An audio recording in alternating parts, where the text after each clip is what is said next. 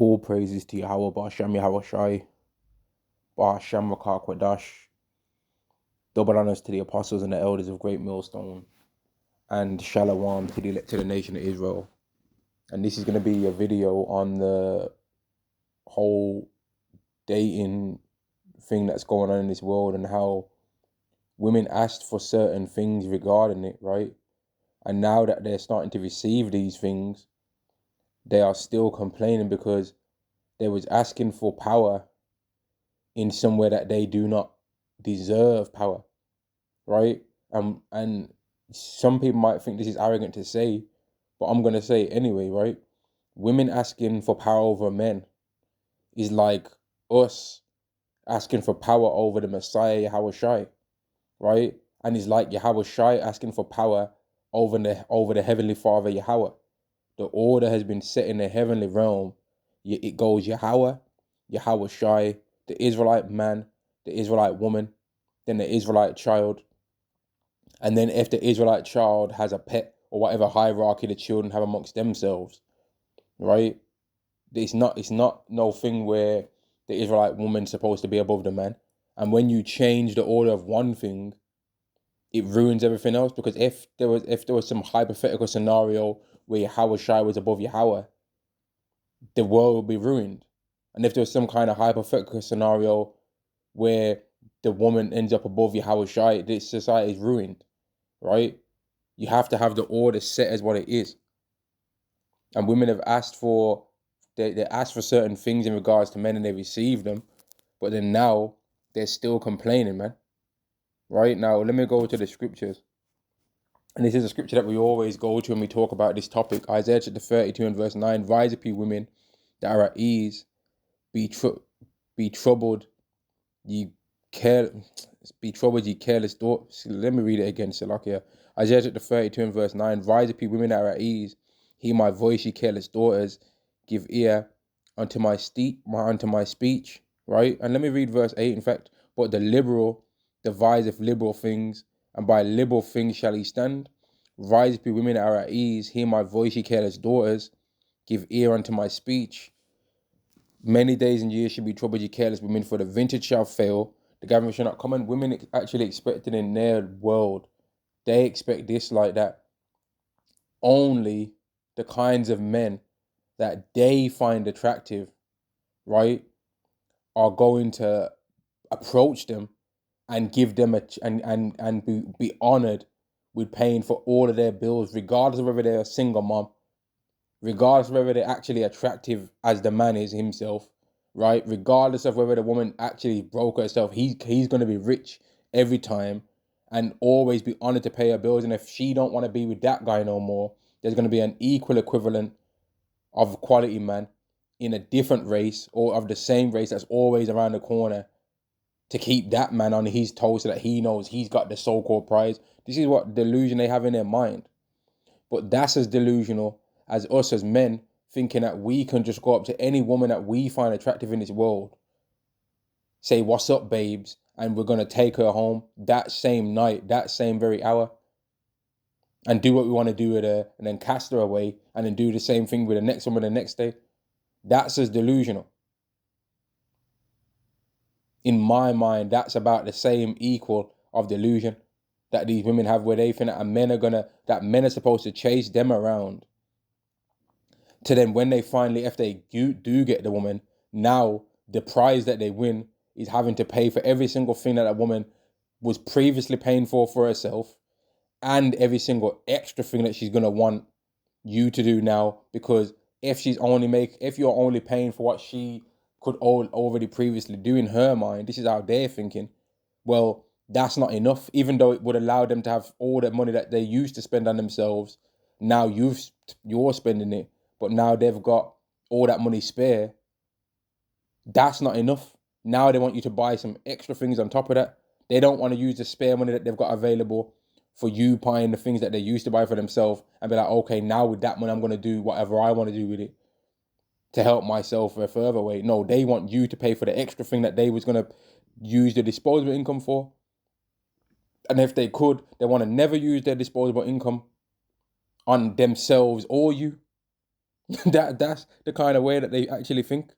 And when you see these women talk on social media, you're actually realizing that this is actually how their minds think, man. Which explains why King Solomon said women's hearts are snares and nets. The women that was around King Solomon would not have wanted for anything. They would have had the most cushy, relaxed lives that any woman on this earth could ever want in that time, right? In that particular time, among the kingdom of Israel, there would have been no other women on this earth that would have had a more peaceful and blessed life than King Solomon's 700 wives and 300 concubines. Yet among them 700 wives and 300 concubines, right?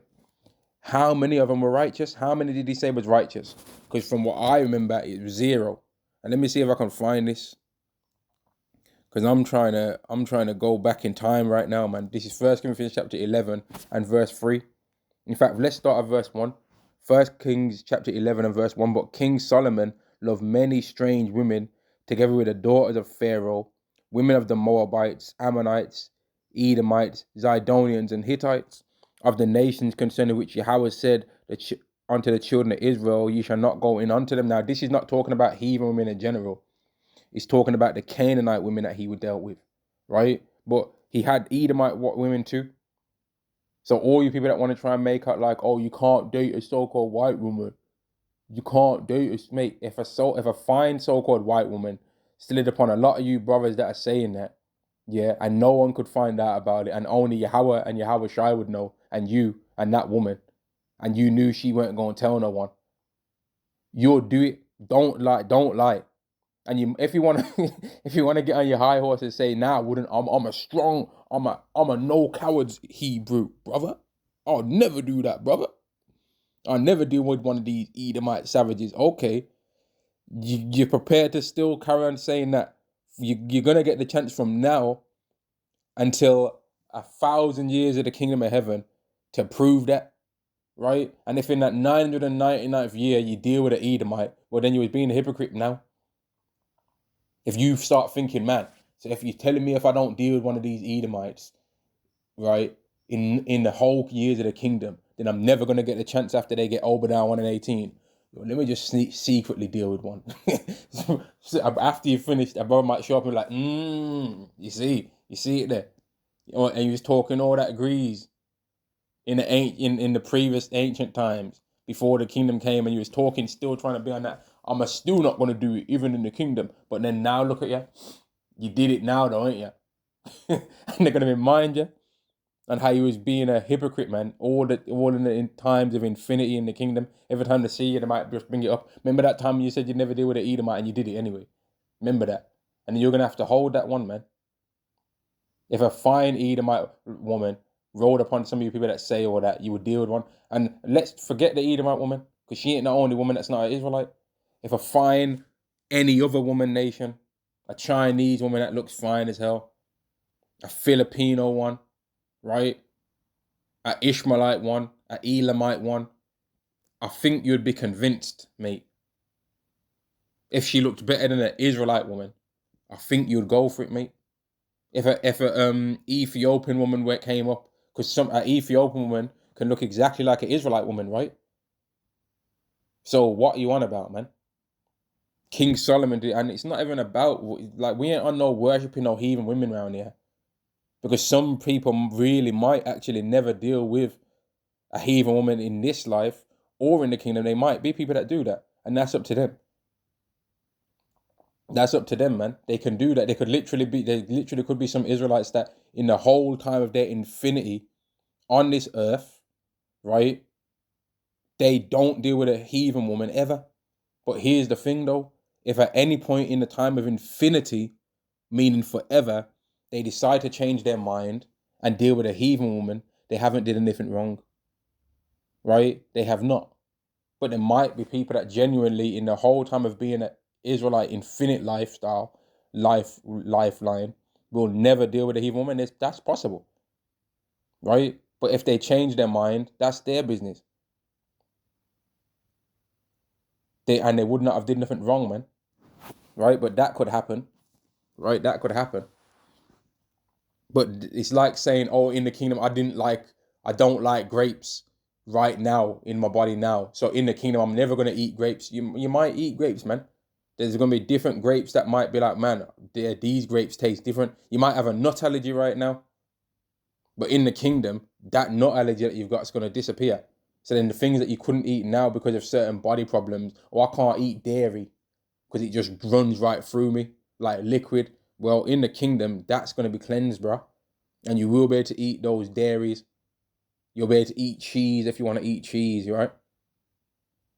You ain't gonna get no crazy inflammation from eating certain things that you jack you up now.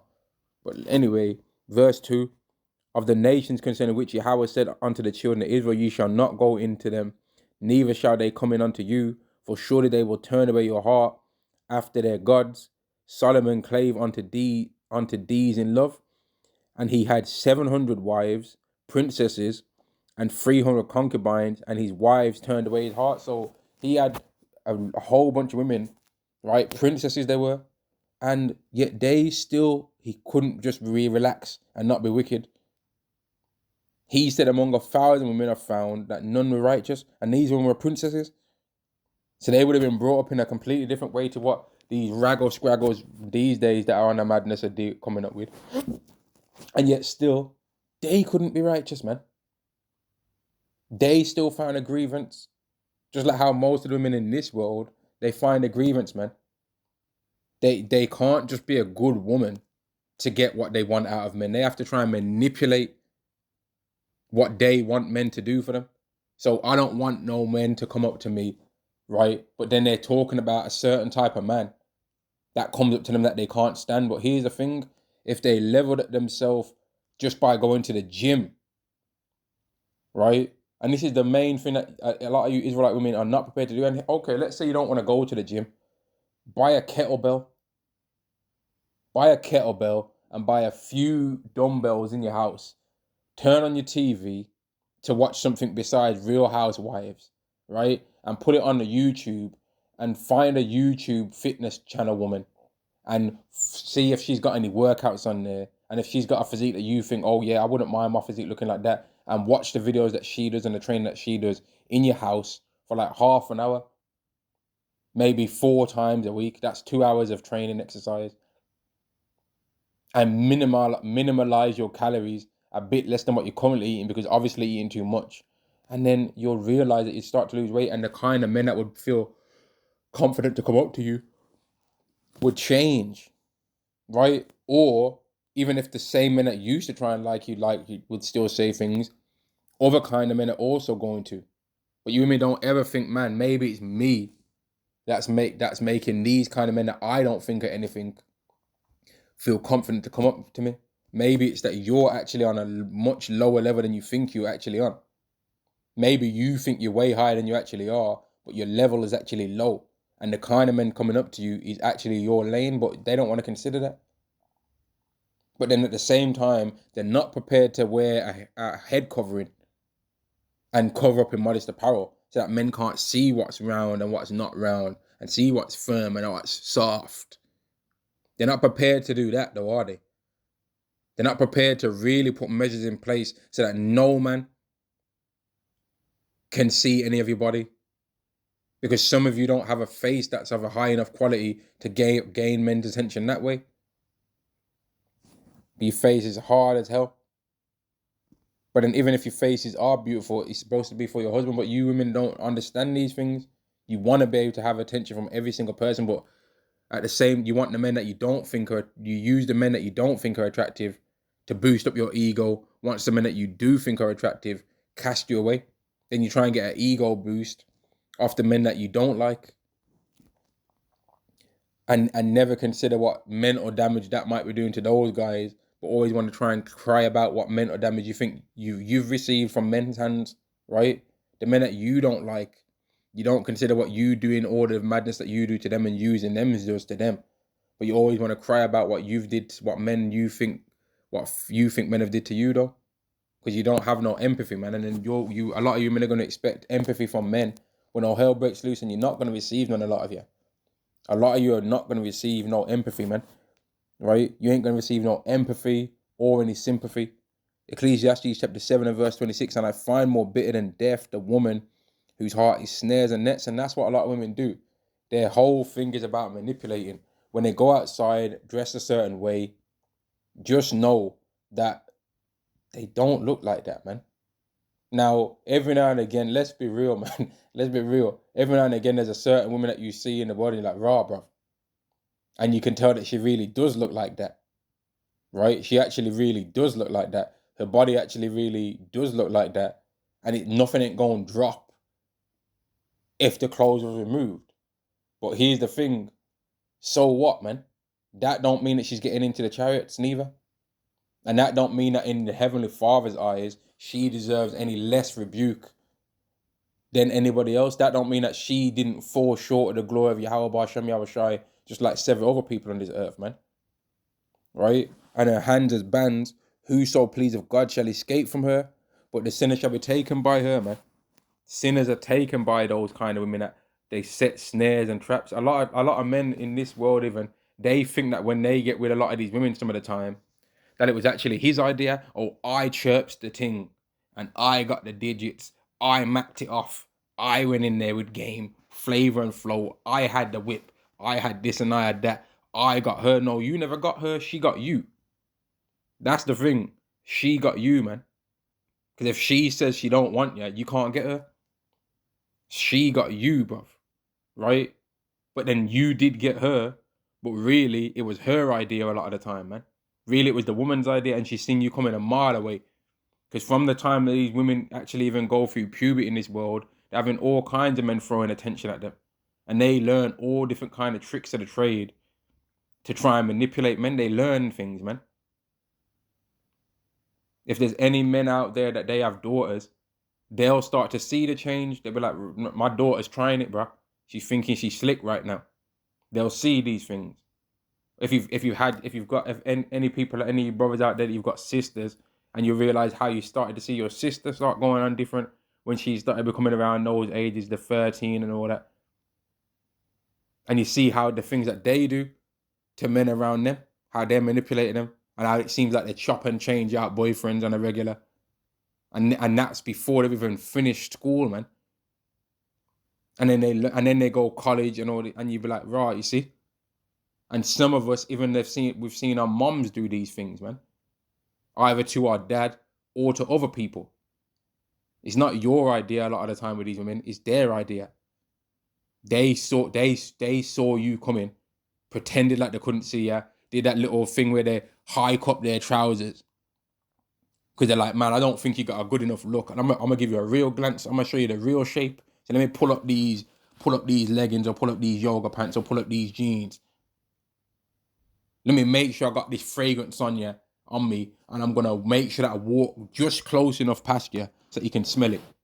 Oh, you're walking on the street and I'm walking on the street, and I'm gonna zhuzh my hair now. But then if it's a guy I don't like, I ain't zhuzhing nothing. I ain't flicking no hair. But when it's you, I'm gonna flick my hair, and I might just be flicking my hair so that you can get a nice look at how long my hair is. But you ain't getting none of this either way. They got all these different snares and nets, man. All these different snares and nets, and men be thinking that a lot of the time it's their idea. No, it's not your idea. She got you, bruv. She pulled her woman snares and nets on you and got you. It wasn't your idea. But they'll be thinking, oh, I'm a player. Yo, I got the game down, mate. No, she got you a lot of the time, man. She tricked and snared you. Now, men don't really care, because they only wanted, in a lot of cases, to just sleep with the woman and bounce anyway, because they knew the woman was a demon. But she was trying her thing on them as well. Let's carry on reading verse 27. Behold, this have I found. So King Solomon wasn't, and that's how you know that King Solomon was a special type of character, you know, a special man on this earth, because when he was around his wives, right, they actually thought that they was deceiving him with a lot of stuff that they was doing. They actually would have thought that, yeah, we're getting one over on him. Because women like to try and do that to men. They like to try and get one over on them and then say, oh, I was only joking. You're so serious. Oh, I was only having a laugh. Oh, you're so sick. You're so serious. Oh, I can't even say anything. Yo, you're so serious. Mate, it's all tricks, man. People like when you're a laughing buffoon, so they can try and play tricks on you and try and run game on you, man. That's how this world goes. Let me carry on, man. But when Solomon was around his wives, this is what I was going to say. When Solomon was around his wives, he was analyzing them. He was like looking at them and like, oh, let's see what's up with this wife. Because the first wife, she failed my test, right? Women like to run their tests on men. Well, Solomon was running his tests on his wives and on his concubines. And every single one of them failed the test. Every single one of them. Behold, this have I found, saith the preacher, counting one by one to find out the account. So let me check this wife out. Let me check this concubine out. Let me check this concubine out. Let me check this wife out. All the 700 wives didn't pass. All the 300 concubines, they didn't pass either. Which my soul seeketh. So Solomon was looking for a righteous wife. And he must have gave up searching because he didn't get 1,001st wife, did he? So he must have been like, you know what? If I can't find it among 1,000, I don't think it's there, mate. Behold, this have I found, saith the preacher, counting one by one to find out the account, to find that. Let me study this, man. Which yet my soul seeketh, but I find not. One man among 1,000 have I found, but a woman among all these have I found not. Have I not found? And this is the kind of experiments that Israelites are going to be doing in the kingdom. We're going to really understand why Esau has to go through Obadiah chapter 1 and verse 18. Right? Our minds are going to be perfect in that time. Right? And we're going to every single time continually get a reminder on why Esau has to go through Obadiah chapter 1 and verse 18, because I want to say this, right? In the kingdom, the Hebrew Israelites are going to be saved from sorrow, pain, and fear from anything that an Edomite can do, right? Now, the Edomites are going to be under the Israelites' complete subjection, and they're not going to be able to do anything against us because we are going to be perfect in the law. Now, that doesn't mean that they might not still try and do a madness if they find a secret chance against any of your other heathen nations. Now, they're still going to be in captivity when they do this, but so are you going to be in captivity. So there might be a time where Edomite tries to think that he's got power, wants to try and prove he's got power again, and tries to do something to one of you heathens. Now, after he either fails or succeeds with what madness he tried to do, he's going to be judged for it every single time.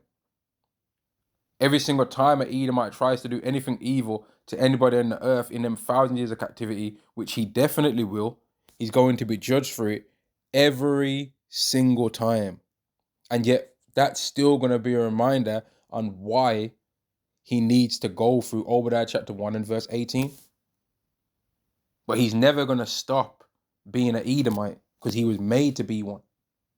He was a vessel of wrath, fitted to destruction. Is he going to all of a sudden become righteous? And we're going to start looking at him and be like, man, you know what? He actually doesn't deserve to go through that prophecy of Obadiah chapter 1 and verse 18. No. He's going to continually prove why he deserves that. They're going to continually prove why this has to happen in order for there to be peace on earth. They're going to be a continual reminder, these people are not righteous. These people will never understand the hierarchy that the heavenly realm made. Now, the Israelite woman, she's against the hierarchy right now, with the Israelite man being on top of all the people on earth and only the heavenly realm being above him. But eventually, she's going to get it. She's going to be righteous. The Israelite woman's going to be the best woman that you could ever hope for in the kingdom. There's not going to be no woman better than her. And that's why I said that in the kingdom of heaven, it would not be a surprise if there are some Israelite men that only choose to only be with Israelite women and say to hell with having concubines. I don't need no concubines. I'm just going to have Israelite wives. It would make sense as to why there's going to be some Israelites that are going to choose to do that. There will be. Of course. Because the Israelite woman is going to be the best quality woman. Whereas right now, that's not the case. Now, the Israelite woman is still the most beautiful woman if you find one of the beautiful ones. Right? She's still going to physically, like the most beautiful Israelite woman on this earth is the most attractive woman on the earth. That's my opinion. But how many of those are there though? How many? How many, man? That have got their own real natural hair and all that. They ain't got no need for no weave. How many are they really? How many of you people can really say that you've seen, or you might get them? right? But if everyone that you get, there's another person that Israelite that didn't get one of them, isn't there? You might get the good ones. Some of you brothers out there, you might get the good ones. You might get the ones that actually are beautiful. Congratulations. But some other people get the big Shirley one, man.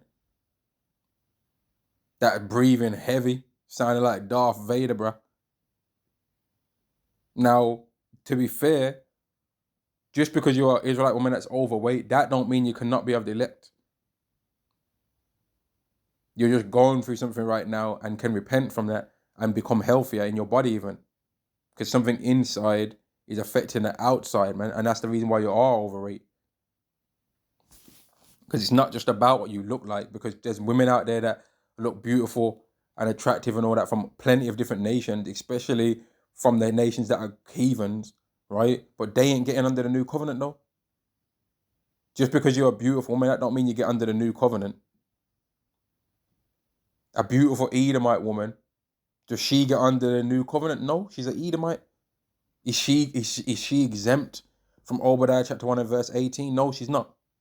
She's going to go through that. Verse 28, which my soul seeketh, but I find not. One man among 1,000 have I found. So Solomon did experience to find righteous men. But a woman among all these have I not found. Right? Solomon couldn't find a woman of righteousness among 1,000 women. And he was the king. At the time that King Solomon was on the earth, as the king, he was the top man on the whole earth.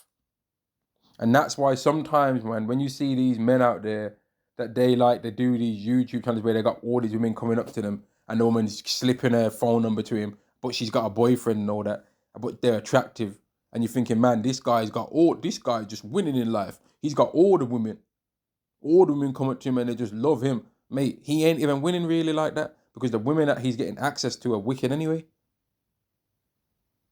And to a certain degree, that guy understands how wicked women are more than the man that don't get all those women, man. Because he's got all these women that have got husbands throwing themselves at him, that got boyfriends throwing themselves at him. He goes somewhere, these women are throwing and diving out the sky to try and be around him and that. These certain types of guys that Yahweh's made that to show these kind of flaws in women, right? They realize how wicked women are more than you. So then you think when these guys come to, if they decide that they want to have a wife, you think they're gonna be able to trust any woman? When they know what I mean, you think that these men that are like that don't understand that they're not the only one that's like that. You think they don't understand that there's a guy that might be 5 inches shorter, but he's got more abs and just a little bit more money in the bank, and he's just a little bit more friendly and generous with the bank card than you.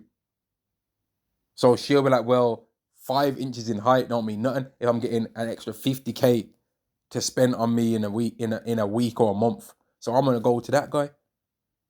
So then that guy that had all these experience with women, he'd still lose anyway. Just like how King Solomon had plenty of experience with women. And they would have been virgins, every single one. The concubines would have been virgins. What do you know about that? The women that are being trained up to deal with him in that pleasure realm would have been virgins. Who knows anything about that? The guys that you see in this world that they get all these access to women and they have women diving themselves at them, them women ain't virgins. Them women are in the mid 20s, mid 30s in body counts by the time they get to this guy. And it ain't nothing to them to throw it around another time. They've already threw it on a cop when they was going to get a ticket. They've already threw it at the DJ so that he could play their song. They've already been throwing it around, man. They already threw it at the high school quarterback or the high school team football captain or the high school boy that's brothers in a crew. He's in a crew, he's in a gang, so, yeah. He can get me weed every now and again when I want some. So yeah, I'm gonna throw it at him. They've already been throwing it around. And then you come around now after doing bicep curls and push-ups and tricep dips and sit-ups. And you're tall and all that, and then you get that woman now you're killing the game. No. Plenty of other people that wasn't nowhere near what you are now have done it too. Plenty of so-called lesser men or better men than you. So really, what's it worth, man? Not as much as this world gives it credit for anyway. Not as much. Verse 29. Lo, this have I found. Lo, this only have I found, that God made man upright, but they sought out many inventions, and women are the most deceived by these different inventions, and social media is one of those inventions. Women love social media, and they use social media every single chance they get to complain about men. They complain about men trying to go and ask them out, right? Then they complain about where the men take them out.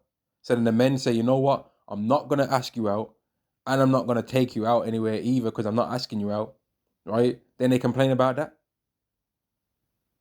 But if they was getting what they want out of life, they wouldn't be complaining. But then they asked for men to not come up to them, so the men didn't come up to them. But then they complain about that then, because they're trying to seek power over something that they was never supposed to have power over. Women was never supposed to have power over men.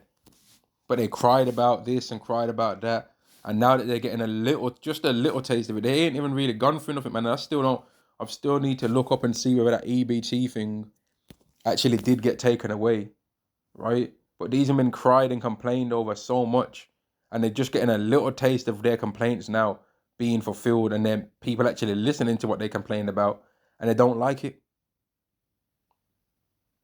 They don't like, oh, men ain't going to singles events no more, they're complaining.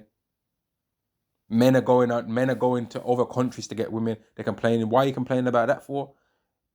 If the men that you want are still giving you attention, why would you complain? But they're mad because the men that they wanted are also not playing with them, man, because they don't need to. And they know that you women are not going to go celibate like you claim. You're not going to, because you love attention too much, man. You ain't going to stay in the house and just dark yourself in the house and relax. You could never do that. So you got, like, how many women yesterday, right? Just yesterday were out there dressed up like complete harlots for Halloween, man. How many? Like, you people love Halloween. But then when it comes to some righteous holidays, oh, you don't want to keep that though, dear. If it comes to the Day of Atonement, you ain't gonna not eat for 24 hours for God. But you'll buy presents and put them under a Christmas tree and claim that that's for the Messiah though, won't you?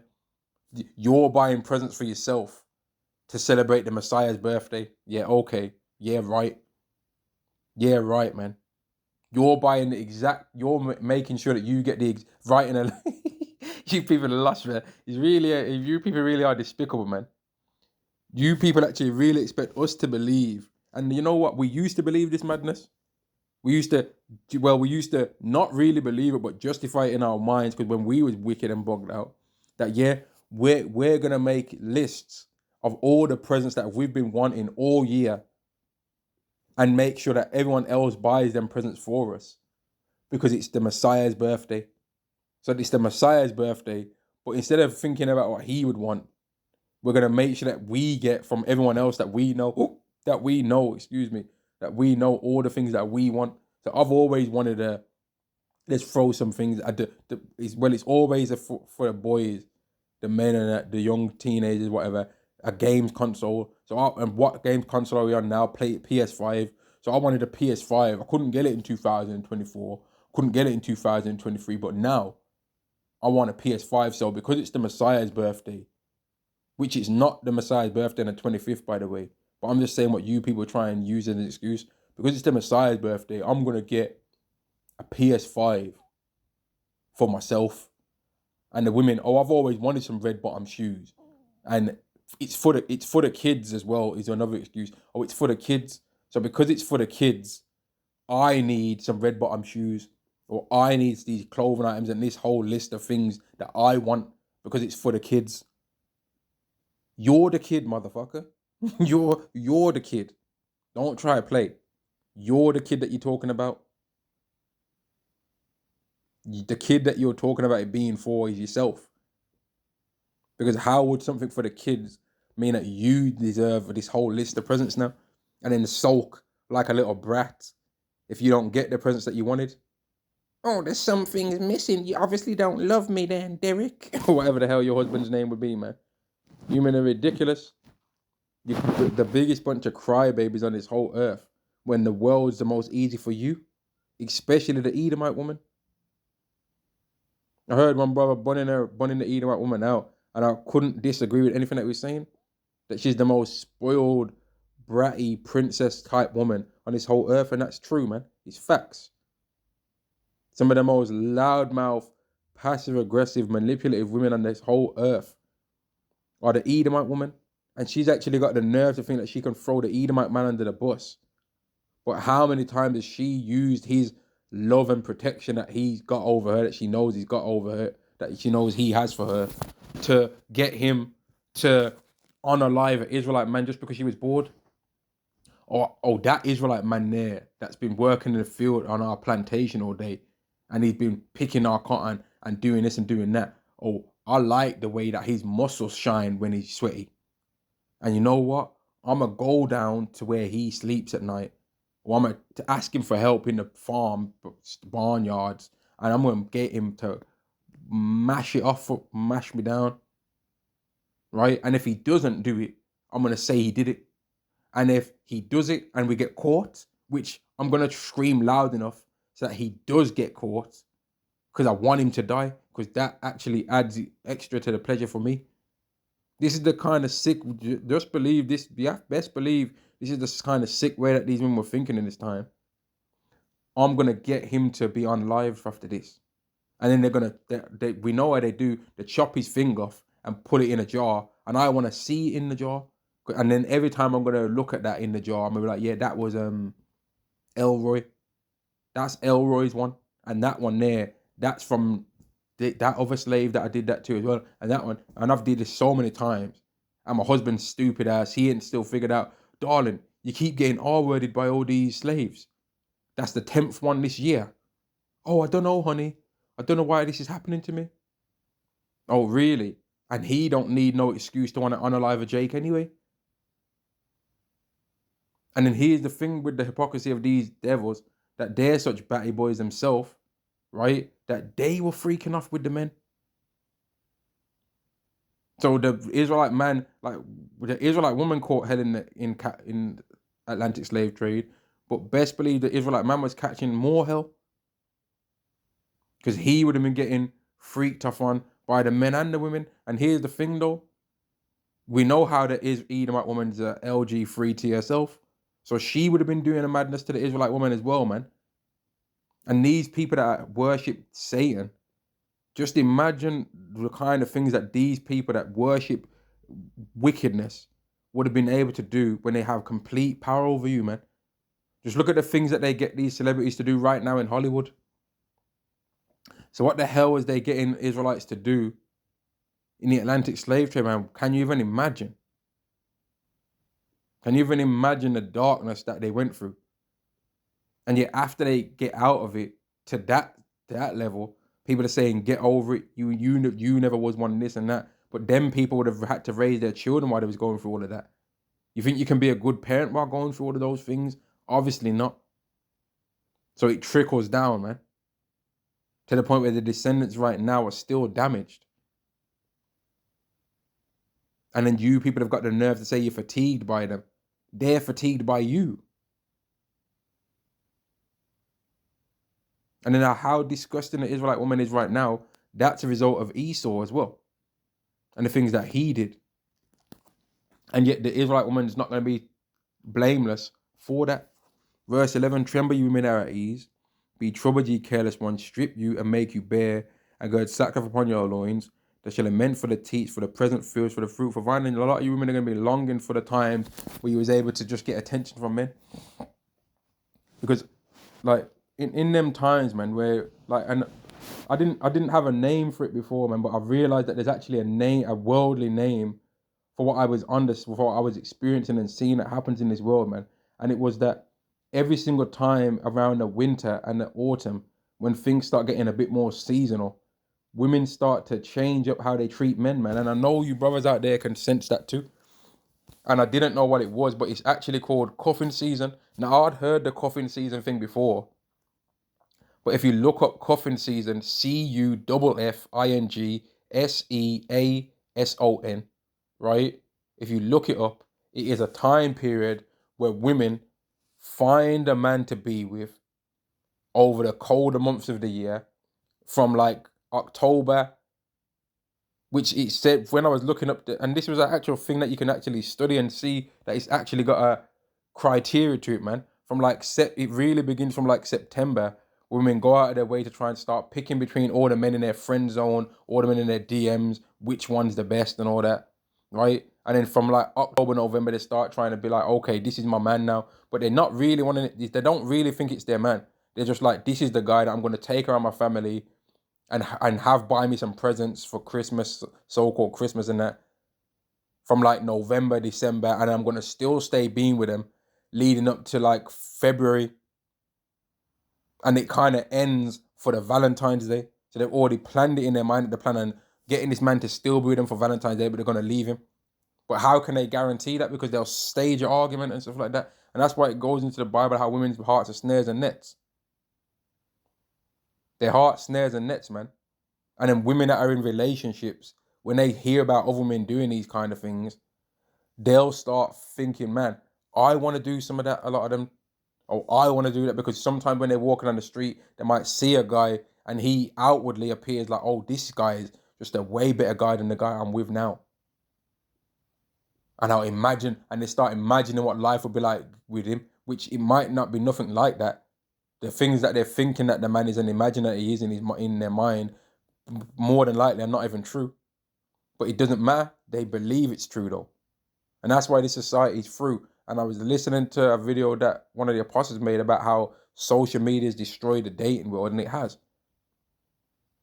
Because you've got women that are just all up on the internet and they think this, and some of them are so bold that they say that there's always a better option.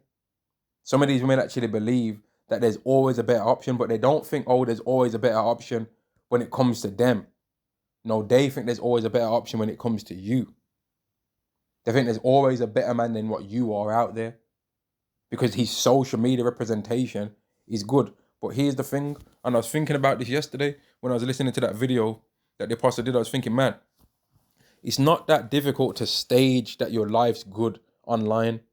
Just take the best. All you have to do is take the best 50 days of your year, right? How long is a year? 365 days, right? And then if it's a leap year, people say 366. But according to our biblical way of understanding it, it's around 360 years, 360 days, right? Like 30 days roughly every single month, right?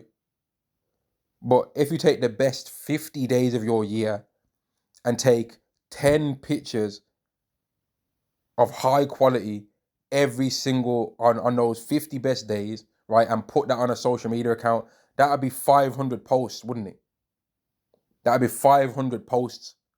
And now you can pretend like your life is just so legit. And those 50 best days, let's just pretend that those 50 best days are once every single week. Right? So one week, once every week, the 52 weeks in the year, right? So each of those 50 best days, one of them comes in one of the weeks. So one Saturday a week are the 50 best days of your life. Now you can gas up like your life's just killing the game. And women, more so than men, can actually experience that. Because women on the weekend can go out, right, and get their day paid for by men.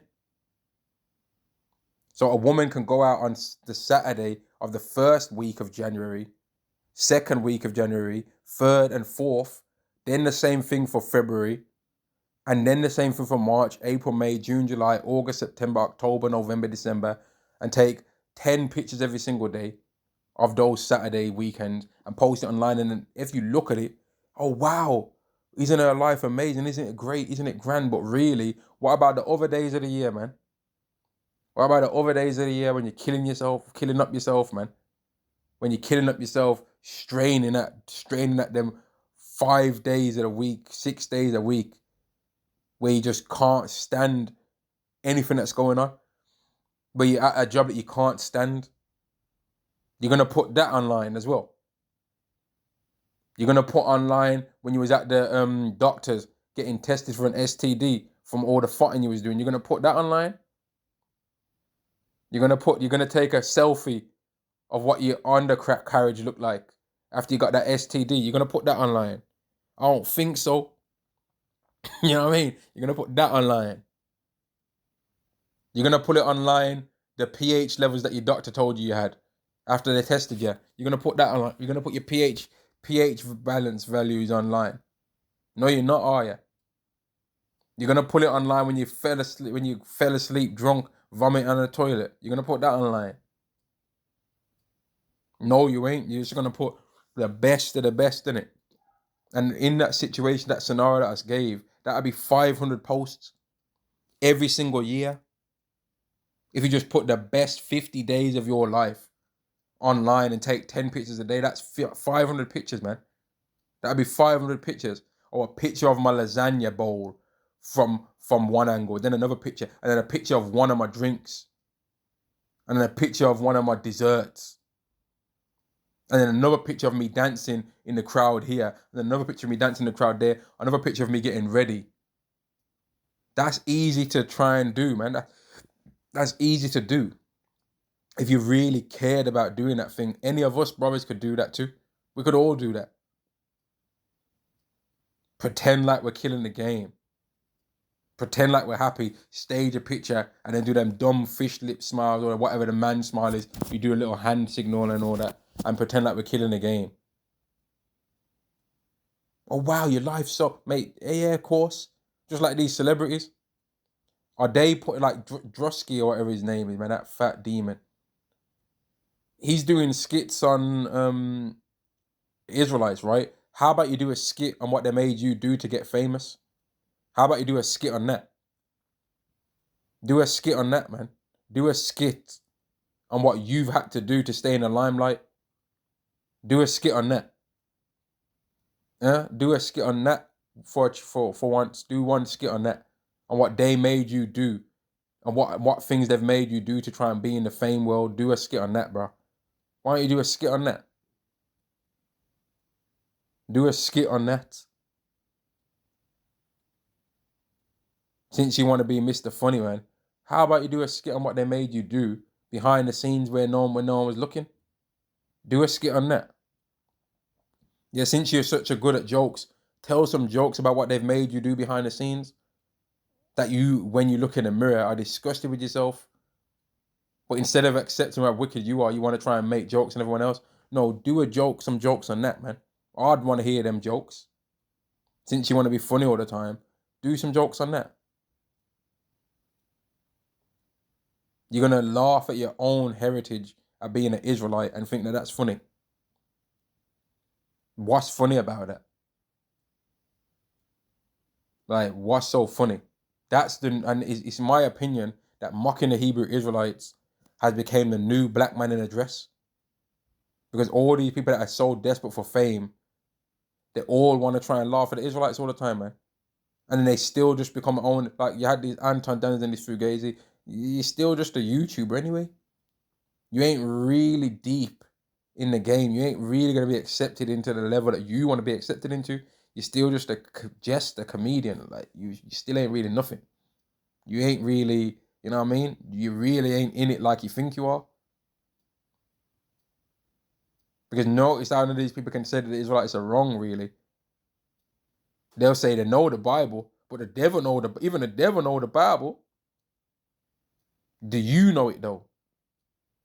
Don't worry about whether the Israelites know it, and don't worry about whether the devil knows the Bible. Do you know it? How about whether you know it or not? Because if you don't, you gotta explain why the devil knows the Bible better than you. What does that make you then?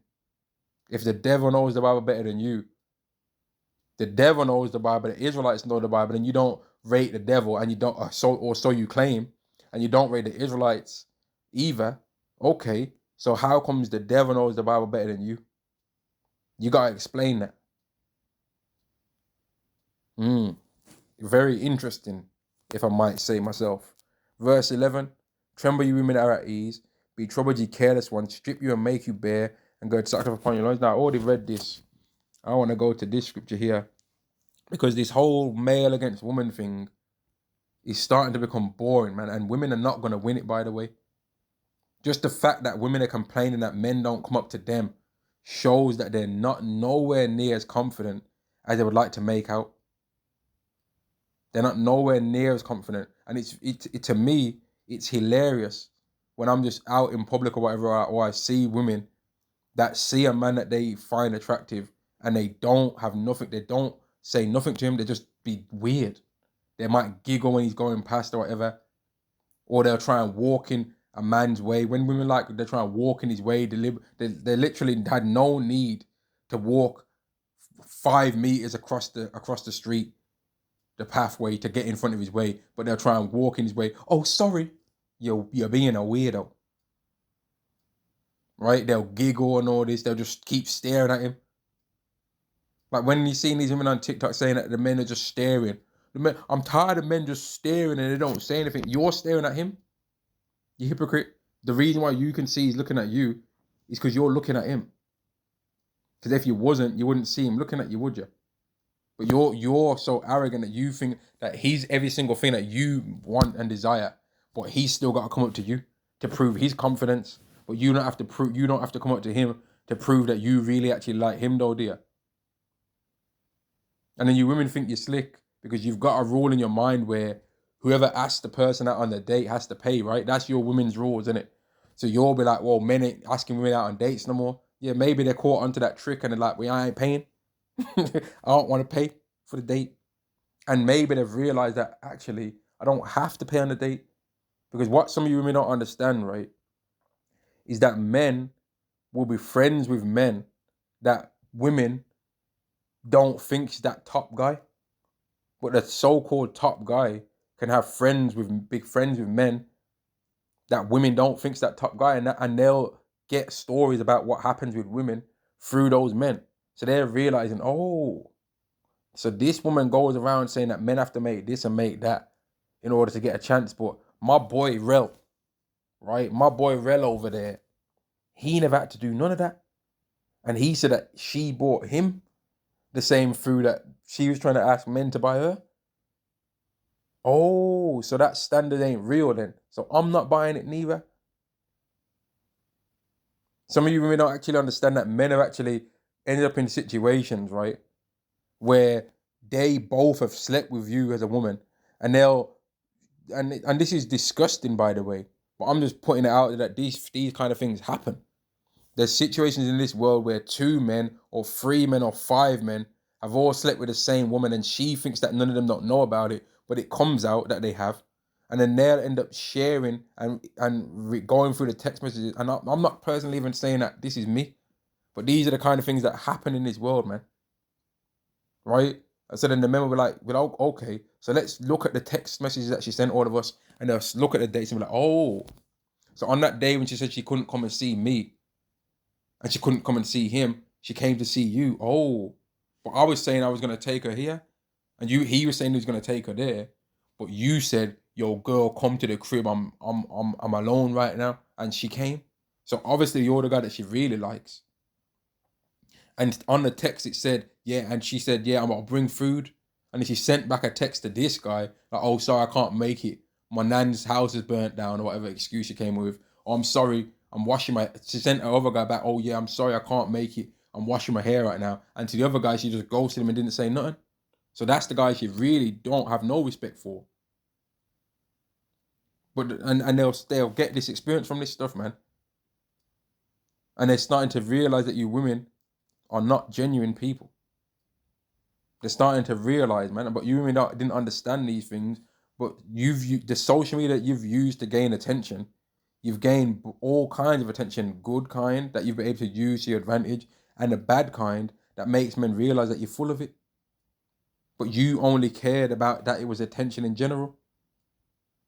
And now you're starting to realize that it's not as good as you thought, man. And I still need to, after I finish this video, right, have a look and see whether that EBT thing actually went down the way how we was thinking it was going to go down. Because if that has, then that's another video I can do as well today, Lord willing. And I might end this video on this lesson and look into that right now, actually. In fact, yeah, that's what I'm going to do. So So this is 2 chapter 16, verse 33. The virgins shall mourn, having no bridegrooms. You women are complaining that the men ain't trying to wife you up no more. The women shall mourn, having no husbands. You women are mourning about that. There ain't no real men no more. The men ain't going out to singles events. The men are not menning. It's just not giving. And I don't understand why, because we're all so beautiful. We're all tens. You women are not all tens, man. Right?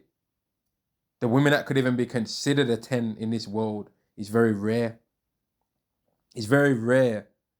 Because if all you women were all 10s, yeah, then that means that when men go outside and they see a group of women, they'd occasionally see women all together that are all 10s. But that's not the reality that we see. There's normally one friend that's attractive, one friend that might be average, and then the other friend that's big as hell, or just ugly and skinny and that. And that's all right, man. You know, not everyone has to be a 10 in life, man. Because all men ain't 10s, are we? And if you can understand that all men ain't 10s, then maybe you should understand that all women ain't 10s neither. And if you're a 10, really, you wouldn't need makeup, would you? Why would a 10 need makeup? Huh? If you're really, why would a 10 need to pluck their eyebrows and paint new ones on? A 10 would not need to do anything but be alive. Right? Right? But there we go. When it starts getting too real in life, you notice that women start getting sour about things, man. When you start talking too much reality, they can't handle reality, bro. They can't handle reality, and that's why they hate the truth. Going back to the Persian captivity, man, where they were speaking about what's the greatest things, and one person said women, but then they even said that the truth's higher than that, and it is. And that's why women hate the truth. Because if it wasn't for the truth, women would be having a lot more power on this earth than they deserve. But thanks to the truth being a thing that exists, they don't. Because the truth is that they're not better than men like they think they are. The women shall mourn, having no husbands. Their daughters shall mourn, having no helpers. In the war shall their bridegrooms be destroyed, and their husbands shall perish of famine. Right? The men that women complain about right now, they're already starting to complain that these men ain't giving them attention, but they was saying before that they don't want them, though. Yet now their complaints are turning to, why aren't they coming after us no more? Why aren't they begging it like they used to?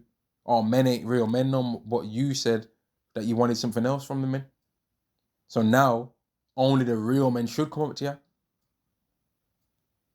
But the reason why you had your chest so high in the first place and thought you was the shit is because you were able to always keep on saying to men that you didn't find attractive, oh nah, I got a boyfriend, and thought you was the stuff. And here's the thing, if men experience that kind of lifestyle, we'd be arrogant as well. But men don't get to experience that.